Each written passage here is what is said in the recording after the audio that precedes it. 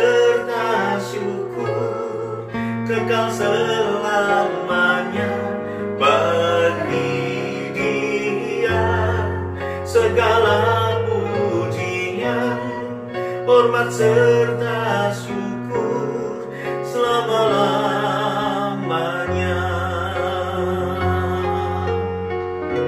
bagi Dia. Segala pujian, hormat serta syukur kekal selamanya bagi Dia. Segala pujian, hormat serta syukur selama-lamanya. Selama-lamanya Tuhan Yesus, selama-lamanya.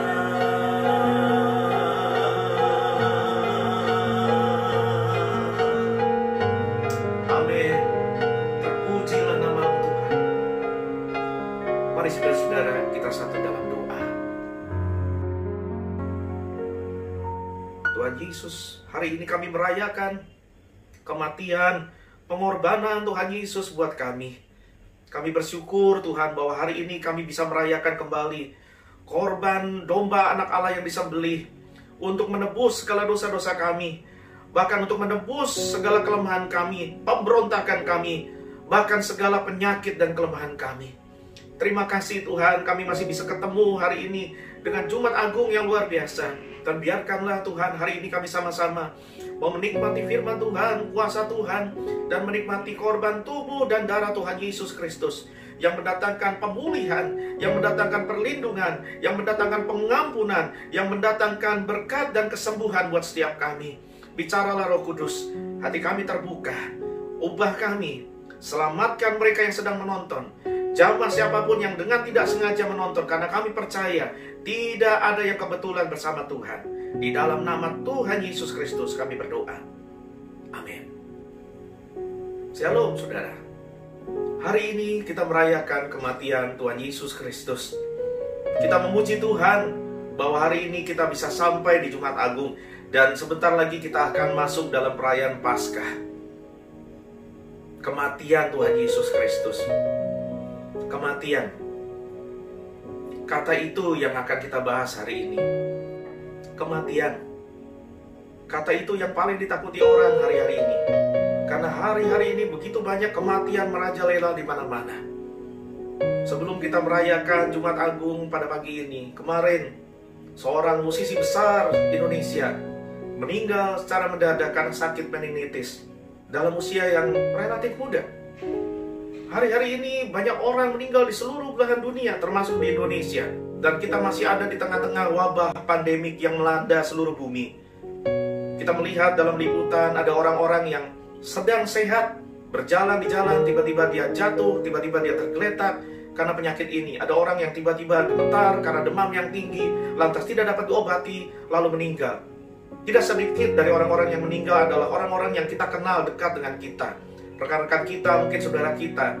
Saya pribadi sebagai hamba Tuhan, ada begitu banyak rekan hamba Tuhan yang meninggal karena wabah ini. Ya, kematian.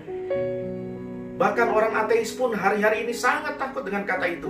Dia yang selama ini percaya bahwa Allah tidak ada. Dia yang selama ini percaya bahwa kehidupan setelah kematian itu tidak ada. Dia yang selama ini percaya bahwa surga dan neraka itu tidak ada. Tiba-tiba ketika wabah ini menjelang, ketika banyak korban berjatuhan, bahkan orang yang paling ateis sekalipun mulai rasa takut. Kenapa? Karena dia melihat dengan mata kepala sendiri, wabah ini tidak pandang bulu.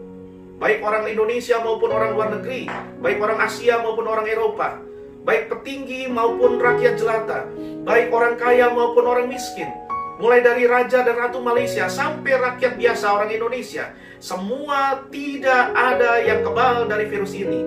Semua rentan dan semua harus diam di rumah. Mungkin saudara sedang menatap saya dan berkata, "Pak, saya orangnya, saya takut mati hari-hari ini, Pak. Orang-orang yang saya kenal mendadak mati. Orang di kiri kanan saya mendadak mati. Begitu banyak kematian di media, begitu banyak kematian di warta berita, begitu banyak kematian. Bahkan orang-orang yang sudah dirawat di rumah sakit sekalipun. Saya takut mati. Kematian tidak pernah menjadi topik yang menyenangkan untuk dibahas. Dia adalah sebuah topik yang selalu dihindari orang. Dia bukan sebuah topik yang muncul dalam perbincangan. Dia adalah sesuatu topik yang selalu dihindari. Tapi ia adalah sebuah topik yang realita. Kenapa? Karena semua kita akan berhadapan, suka tidak suka. Kematian akan menjelang kepada setiap kita. Pertanyaan saya adalah, apa yang membuat Anda takut? Apa yang membuat Anda takut akan realita kematian yang sedang dihadapi oleh seluruh dunia hari ini? Izinkan saya menjawabnya dari firman Tuhan. Alkitab katakan dalam Ibrani 9 ayat 27 bahwa manusia hanya ditetapkan untuk mati satu kali saja, sesudah itu dihakimi. Kenapa banyak orang takut dengan kematian?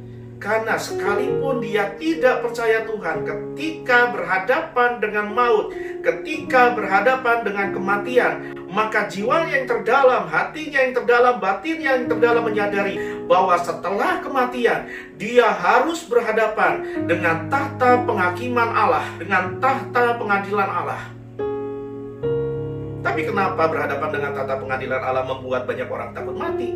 Karena ayat tadi berkata, setelah mati satu kali, berhadapan dengan penghakiman. Ada penghakiman, ada judgment.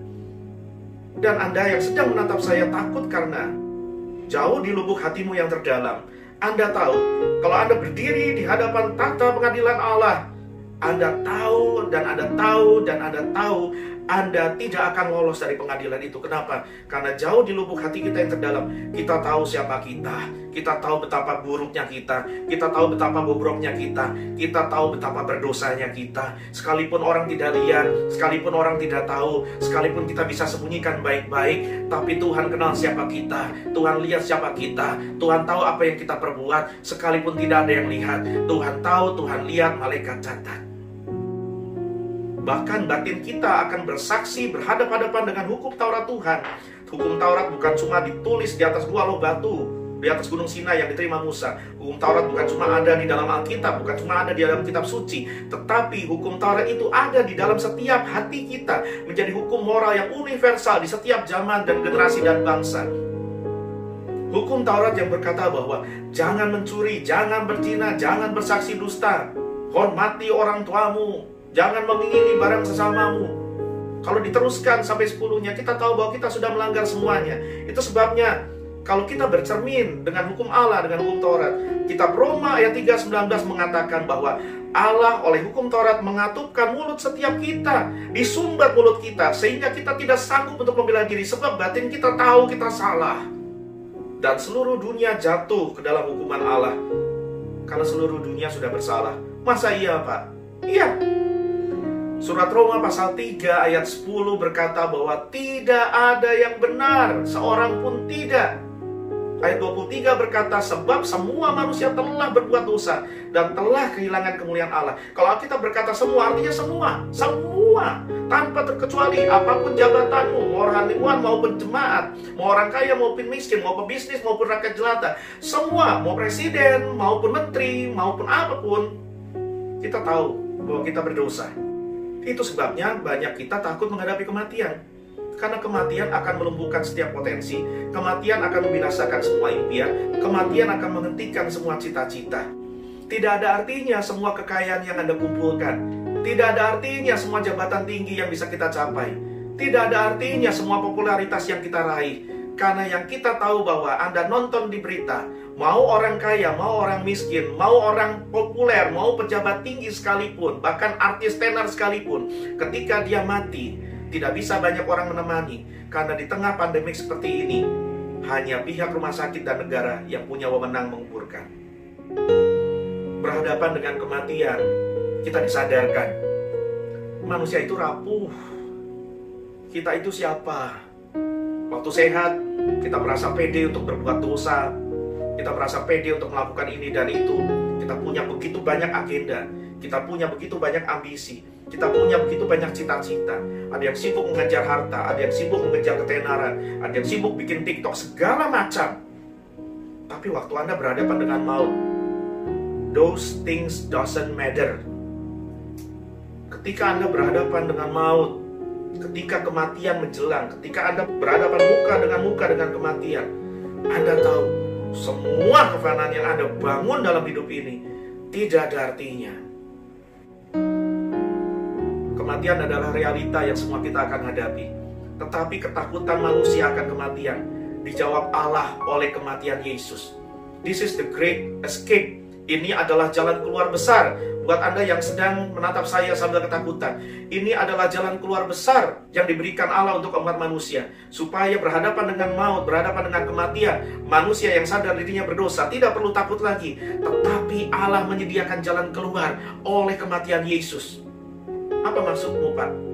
Izinkan saya membagikan kepada saudara Yesaya 53 ayat 4-5. Tetapi sesungguhnya penyakit kitalah yang ditanggungnya. Yesus mati di kayu salib menanggung bukan penyakitnya, tapi penyakit kita. Dan kesengsaraan kita yang dipikulnya. Yesus tidak memikul sengsaranya, kesengsaraan kita yang dipukul Yesus. Padahal kita mengira dia kena tulah, dipukul dan ditindas Allah. Tetapi dia tertikam oleh karena pemberontakan kita. Yesus tidak pernah memberontak dalam wujudnya sebagai manusia. Dia hidup benar, sungguh benar sepanjang 33 tahun. Tetapi dia tertikam oleh karena pemberontakan kita. Dia diremukkan oleh karena kejahatan kita. Ganjaran yang mendatangkan keselamatan bagi kita ditimpakan kepadanya. Dan oleh bilur-bilurnya kita menjadi sembuh. This is the great exchange. Ada pertukaran yang luar biasa. Anda dan saya yang harusnya bukan cuma tersangka, tapi terdakwa, berhadapan dengan pengadilan Allah. Anda dan saya akan terima vonis bersalah. Ditukar oleh Yesus di kayu salib. Yesus punya semua yang Allah cari, yaitu kebenaran. Kita punya semua yang Allah benci, yaitu dosa. Dan karena salib, dan karena kematian Yesus di kayu salib, apa yang menjadi milik Yesus, yaitu kebenaran, dapat ditimpakan kepada kita. Dan semua apa yang Allah benci yang ada pada kita, yaitu dosa, ditimpakan kepada Yesus.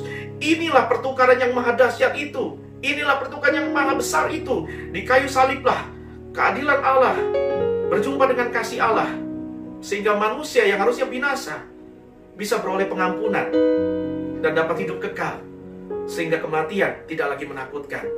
Agama tidak bisa memberikan ini. Agama tidak bisa menjawab ini. Semua tokoh-tokoh agama sampai hari ini minta didoakan. Tetapi Yesus Kristus berkata, barang siapa percaya kepadaku, dia tidak akan mati lagi, melainkan hidup selama-lamanya. Di kayu salib itu terjadi pertukaran. Anda yang sedang menyaksikan saya, ada yang sedang sakit, ada yang sedang takut dengan COVID-19. Mungkin Anda terbaring di rumah sakit. Mungkin Anda sedang self-quarantine di rumah. Dan Anda berkata, Pak, bagaimana saya bisa sembuh? Obat belum ditemukan.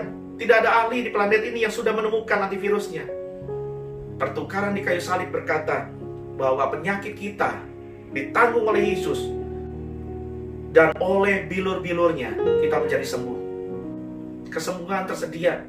Sama seperti ketika Musa meninggikan ular tembaga di atas tiang panca di tengah padang gurun. Ketika semua orang Israel memberontak melawan Allah dan mereka dipagut oleh ular, maka Allah memberikan jalan keluar, yaitu si ular itu, lambang iblis setan yang menjatuhkan manusia di Taman Eden, ditikam dan digantung di atas tiang itu sebagai lambang bahwa oleh karunia Allah, oleh anugerah Allah, pekerjaan iblis, termasuk maut, termasuk kematian, termasuk penyakit, sudah dikalahkan atas kehendak Allah di sebuah tiang. Dan olehnya orang-orang Israel sembuh. Itu adalah gambaran.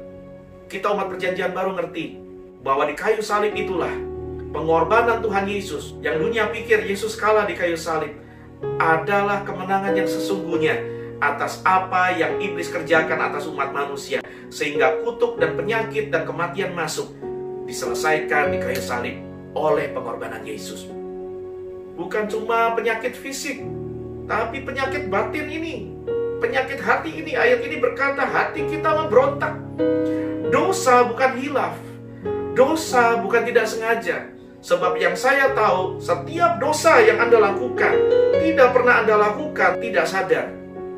Semua dosa yang Anda lakukan, Tidak ada satupun yang Anda lakukan dalam keadaan pingsan.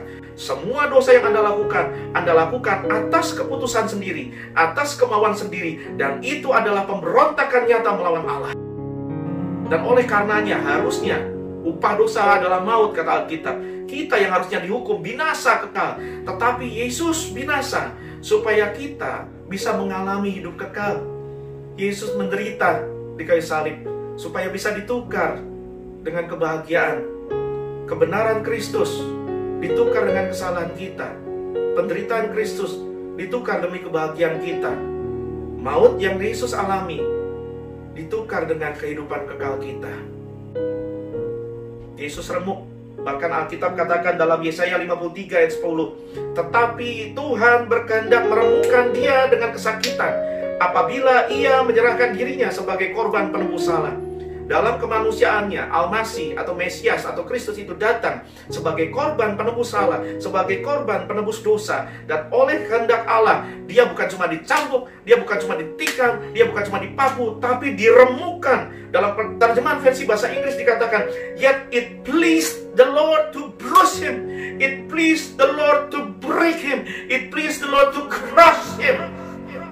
Yesus diremukkan, Yesus remuk supaya Anda yang remuk bisa pulih. Yesus hancur supaya Anda yang hancur bisa utuh lagi. Yesus mati supaya kita yang harusnya mati binasa bisa hidup, dibangkitkan dan hidup selama-lamanya. Roma 5 ayat 8 sampai 10 berkata, akan tetapi Allah menunjukkan kasih-Nya kepada kita. He show His love. Allah tidak pendam kasih-Nya, Allah tidak tahan kasih-Nya, Allah tidak cuma ajar tentang kasih-Nya. Dia tunjukkan kasih-Nya oleh karena Kristus telah mati untuk kita ketika kita masih berdosa. Ayat 9, lebih-lebih karena kita sekarang telah dibenarkan oleh darah-Nya, kita pasti akan diselamatkan dari murka Allah. Sebab jikalau kita ketika masih seteru, masih musuh Allah, ketika dulu kita hidup di dalam dosa, diperdamaikan dengan Allah oleh kematian anaknya, lebih-lebih kita yang sekarang telah diperdamaikan. Saya sedang bicara, ayat ini sedang bicara kepada orang-orang yang sudah mengalami pengampunan, kelahiran baru di dalam Tuhan Yesus. Anda yang sekarang telah diperdamaikan, pasti akan diselamatkan oleh hidupnya. Kristus mati. Anda bisa bayangkan itu nggak? Tuhan semesta alam menjelma menjadi manusia. Yesus mati. Jesus died. Christ died. Kalau Anda tidak mengerti betapa dalamnya kata itu, saya tidak tahu lagi bagaimana harus menjelaskan kepada saudara. Dia yang tidak mengenal kematian, dia yang tidak mengenal kefanaan, mati demi saudara dan saya, supaya Anda dan saya yang harusnya mati binasa selama-lamanya bisa hidup kekal. Karena kehidupan bukan bicara hidup di planet ini saja, tapi setelah kehidupan ini ada kehidupan yang sesungguhnya, yaitu kehidupan selama-lamanya. Ada satu lagu pujian yang berkata, and can it be that I should gain an interest in the Savior's blood? Died He for me who caused His pain, for me who Him to death pursued. Amazing love, how can it be that now my God should die for me?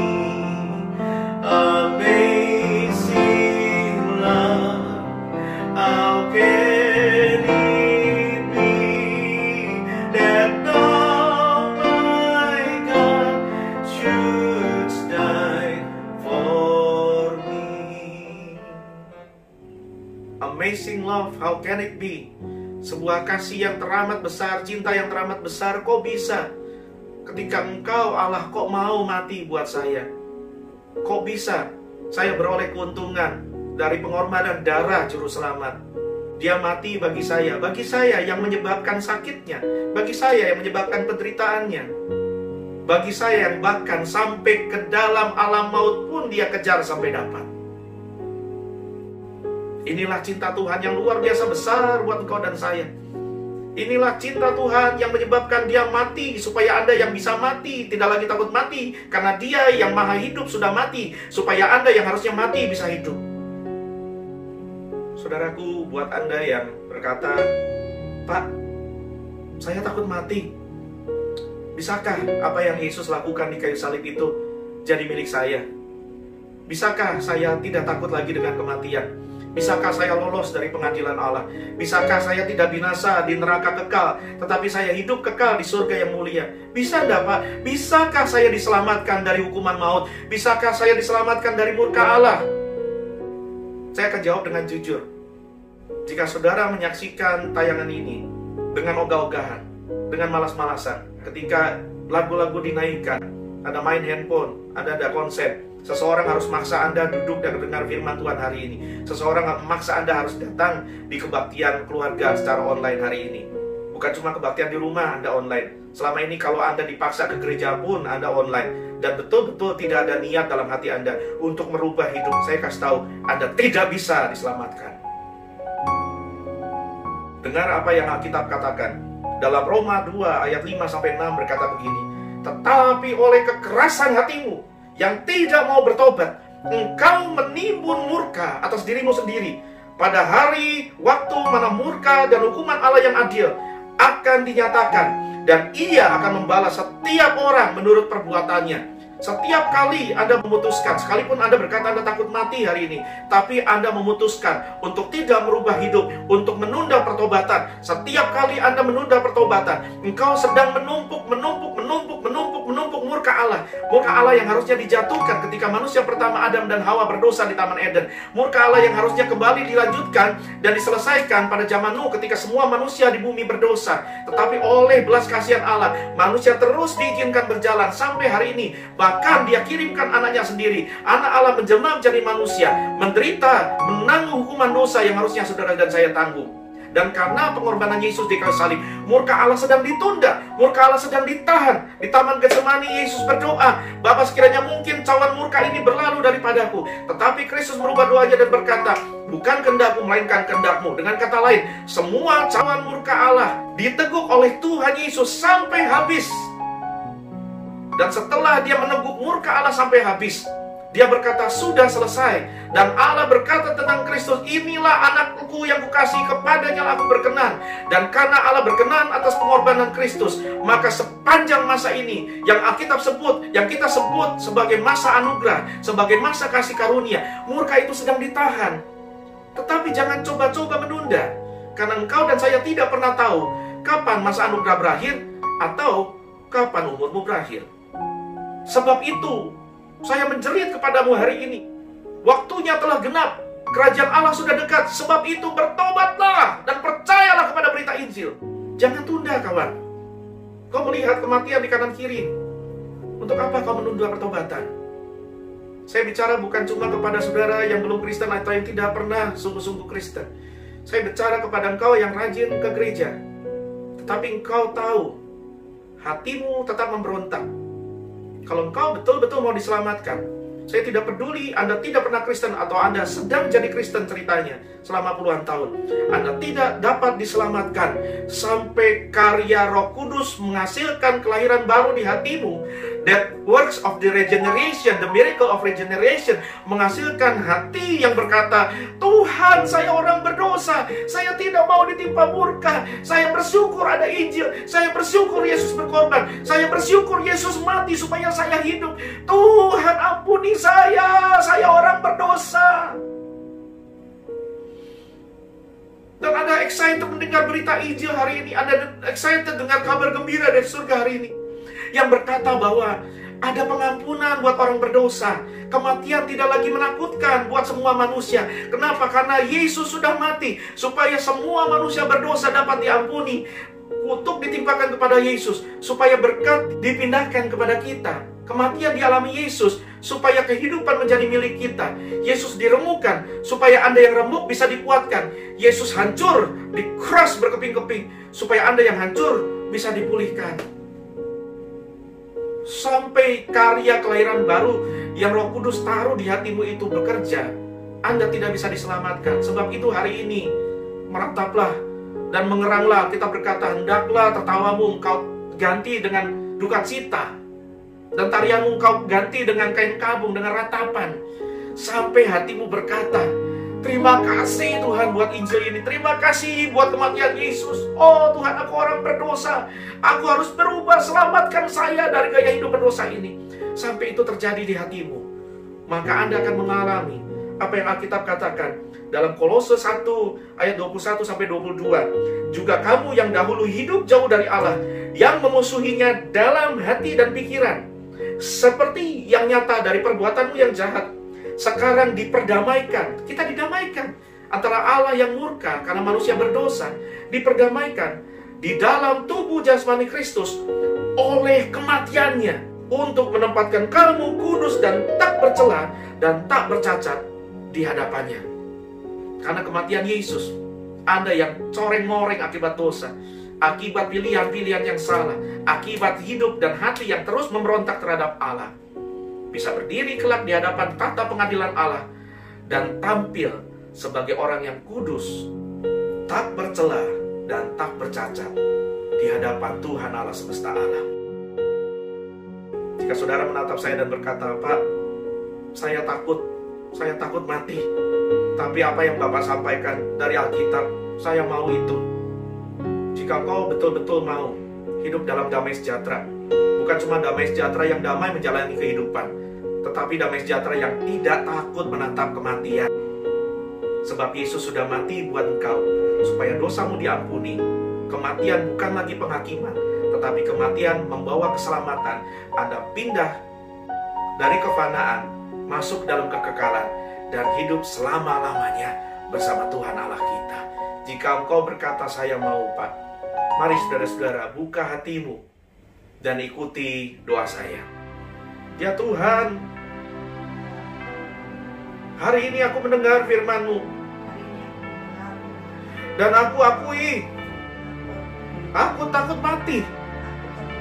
Sebab aku tahu aku orang berdosa, dan aku akan berhadapan dengan tahta pengadilan Allah. Hari ini aku berkata, ampuni saya Tuhan, ampuni saya Tuhan, ampuni saya Tuhan. Saya percaya Tuhan Yesus turun ke dunia. Saya percaya Engkau mengutus anakmu yang tunggal. Tuhan Yesus turun ke dunia, menjelma jadi manusia, menderita sengsara, mati di kayu salib, untuk menebus semua hutang-hutang dosa saya. Saya percaya semua murka-Mu sudah ditumpahkan ke dalam tubuh Yesus, supaya kebenaran Yesus bisa pindah kepada saya.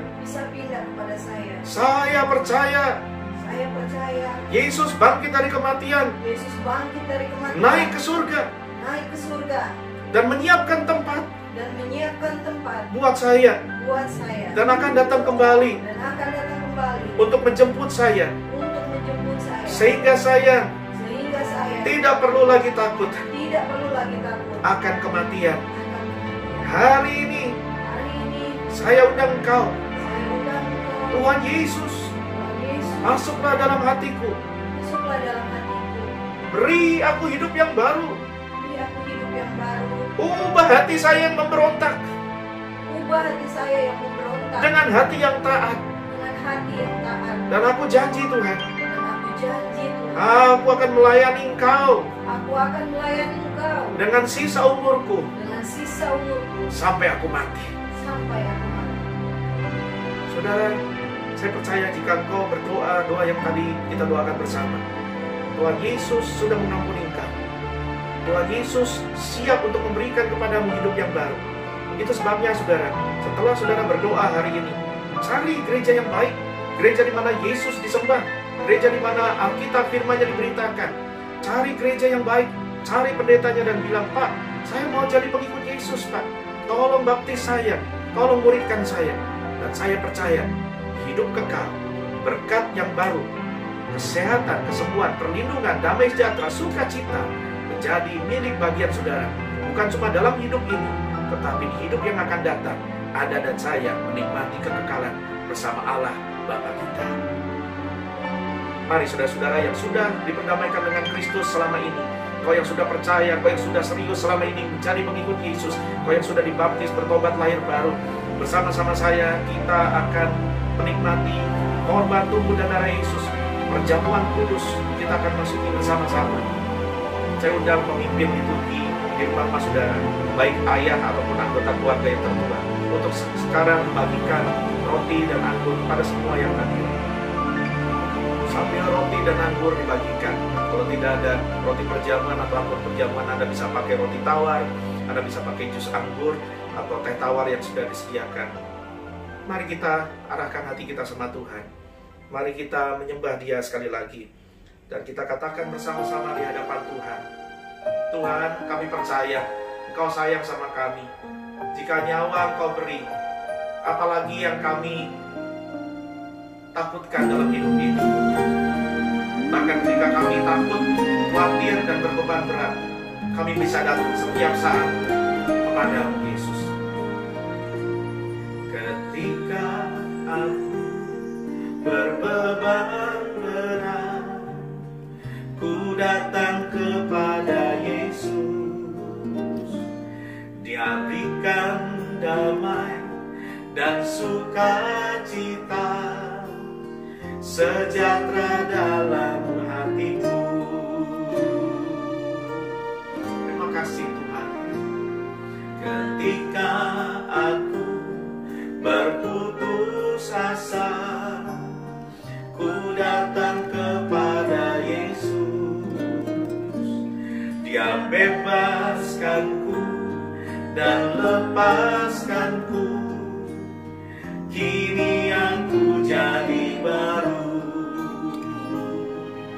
Yesus, Yesus, Tuhan, mulia nama-Mu. Ku tinggikan, ku agungkan nama-Mu selama-lamanya. Mari bersama-sama dengan anggota-anggota keluarga yang hadir, angkat hatimu di hadapan Tuhan, sembah Dia, katakan bersama. Ketika aku berbeban berat, ku datang kepada Yesus. Dia berikan damai dan sukacita, sejahtera dalam hatiku. Ketika aku berputus asa, ku datang kepada Yesus. Dia bebaskanku dan lepaskanku. Amin. Kini aku jadi baru. Mari bersama-sama di hadapan Tuhan. Yesus, Yesus, Tuhan, mulia nama-Mu. Ku tinggikan, ku agungkan nama-Mu selama-lamanya. Yesus, Yesus, Tuhan, mulia nama-Mu. Ku tinggikan, ku agungkan nama-Mu selama-lamanya.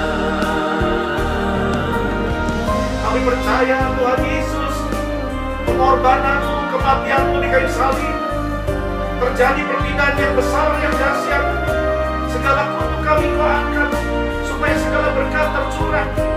Penyakit kami Kau tanggung, supaya kesembuhan, kelepasan, pengampunan, dan kekekalan menjadi bagian kami hari ini sampai selama-lamanya. Yesus, Yesus, Tuhanku yang namamu ku tinggikan, ku agungkan namamu selama-lamanya. Yesus, Yesus, Tuhanku yang namamu ku tinggikan, ku agungkan namamu selama-lamanya. Ku tinggikan, ku agungkan namamu selama-lamanya. Beri tepuk tangan kepada Yesus. Haleluya, haleluya, Tuhan Yesus. Mari saudara-saudara, kita ambil perjamuan kudus ini.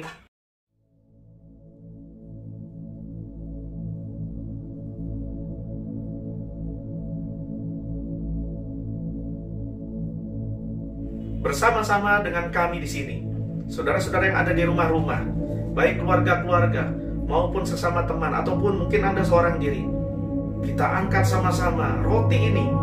Roti ini menggambarkan tubuh Yesus yang ditikam, dicambuk, ditombak, supaya Anda yang menderita, supaya Anda yang memberontak, supaya Anda yang harusnya ditimpa murka dan sengsara dan kebinasaan, beroleh kebenaran yang menjadi milik Kristus, beroleh berkat yang dibawa oleh Yesus, beroleh damai sejahtera yang hanya datang dari Tuhan Yesus. Kita angkat sama-sama roti ini lebih tinggi dari kepala kita, dan kita katakan bersama-sama di hadapan Tuhan, dalam nama Tuhan Yesus, saya percaya tubuh Yesus ditombak, dicambuk, ditikam, mati di kayu salib, supaya tubuh saya, hidup saya yang seharusnya dimurkai Allah, menderita, penuh sakit penyakit, dapat diampuni, dibebaskan, dimerdekakan, diselamatkan.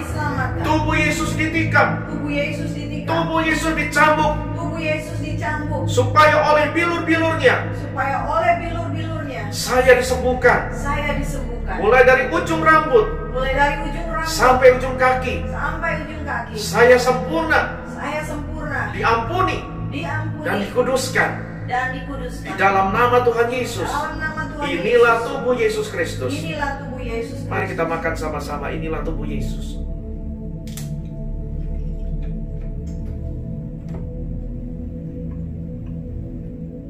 Pindahkan anggur ke tangan kanan saudara. Mari kita angkat sama-sama lebih tinggi dari kepala kita, dan kita katakan bersama-sama dalam nama Tuhan Yesus.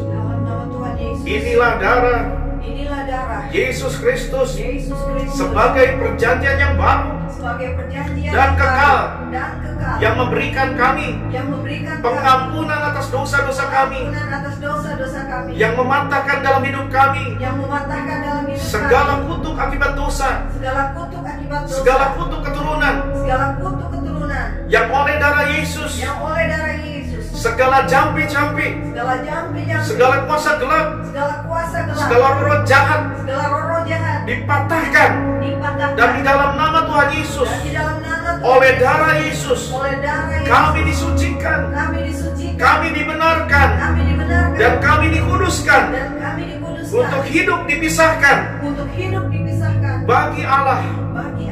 Dan di dalam dunia ini kami percaya, oleh karena darah Yesus, segala berkat yang surga punya, berkat jasmani rohani, berkat emosional, damai sejahtera serta sukacita, damai sejahtera serta sukacita, berkat pemeliharaan Tuhan, berkat pemeliharaan Tuhan, berkat pengampunan Tuhan, berkat pengampunan Tuhan, berkat pemulihan Tuhan, berkat pemulihan Tuhan, menjadi milik kami. menjadi milik kami. Dan di dalam nama Tuhan Yesus Kristus, Dalam nama Tuhan Yesus Kristus, kami percaya kami percaya oleh darah Yesus, oleh darah Yesus kami dilindungi, kami dilindungi, kami dibenarkan, kami dibenarkan, dan kami dikuduskan. dan kami Di dikuduskan. dalam nama Tuhan Yesus. Dalam nama Tuhan Yesus. Mari kita minum sama-sama dalam nama Tuhan Yesus. Inilah darah Yesus.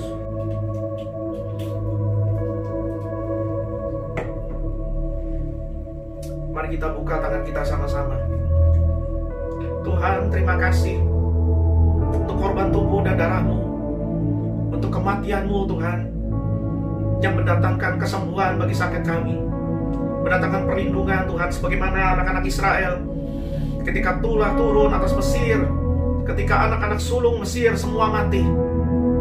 Tetapi oleh karena darah anak domba yang mereka potong, sembelih, korbankan dan dioles di tiang-tiang pintu mereka, malaikat maut melewati mereka. Sama seperti hari ini Tuhan, kami berdoa ketika kami merayakan Yesus yang disembelih, anak domba Allah yang dikorbankan buat kami. Kami percaya perlindungan darah Yesus buat kami dan keluarga kami. Kami percaya Tuhan, tidak ada yang dapat memisahkan kami, sekalipun penyakit, pedang, kelaparan, perang, sampar sekalipun. Kami ada di dalam proteksi darah anak domba, baik untuk hidup hari ini maupun untuk hidup yang akan datang. Untuk mereka yang sedang mengalami ketakutan hari ini, khawatir, oleh karena tubuh dan darah Yesus kami berkata, kami tidak takut lagi. Kalau anaknya saja diberi, apalagi yang lain dalam hidup kami. Kami pasti dipelihara, kami pasti ditolong, kami pasti dikuatkan, kami pasti dibela, kami pasti disembuhkan oleh tubuh dan darah Yesus. Terima kasih Tuhan, terima kasih. Aku berdoa buat setiap mereka yang menyaksikan tayangan ini, buat setiap mereka yang makan tubuh dan darah Yesus bersama-sama denganku hari ini, ditimpa Tuhan dengan segala berkat dan kebaikan Tuhan. Sesuai janji-Mu, Engkau berkata, Engkau tahu kekuatan kami tidak seberapa, tetapi karena kami tekun menantikan Tuhan, karena kami taat melakukan firman Tuhan, maka Engkau meluputkan kami dari hari pencobaan yang melanda seluruh bumi. Dan di dalam nama Tuhan Yesus Kristus, aku percaya, aku terima terjadi buat setiap keluarga-keluarga, buat setiap pribadi yang menyaksikan, di dalam nama Tuhan Yesus Kristus. Haleluya. Amin, amin. Saudara-saudara, Yesus mati supaya kita hidup. Yesus menderita supaya Anda bisa bahagia. Yesus ditemukan supaya Anda bisa dipulihkan. Nikmati saat-saat ini, ketika Allah mengizinkan semua kita tidak bisa keluar, tetapi diam di rumah. Karena ini adalah masa penantian, kita merayakan Yesus yang terbaring, terbujur kaku, dikubur di dalam gua batu. Ketika hari-hari terasa gelap, ketika murid-murid ketakutan luar biasa, ketika pengikut Yesus kocar-kacir kemana-mana, ketika sepertinya keadaan tidak bisa lebih buruk lagi. Tetapi kita tahu, ketika gelap yang paling gelap, maka sebentar lagi matahari terbit. Ketika Yesus terbujur kaku dan murid-murid ketakutan, kita tahu hari Minggu pagi, pada hari yang ketiga, Yesus bangkit memberikan kita harapan, memberikan kita sukacita, memberikan kita kemenangan. Itu sebabnya saudara-saudara percaya bahwa pada Paskah nanti kita akan merayakan kemenangan Yesus atas dosa, atas maut, dan bahkan atas COVID-19 terjadi dalam hidup saudara dan saya. Di dalam nama Tuhan Yesus Kristus.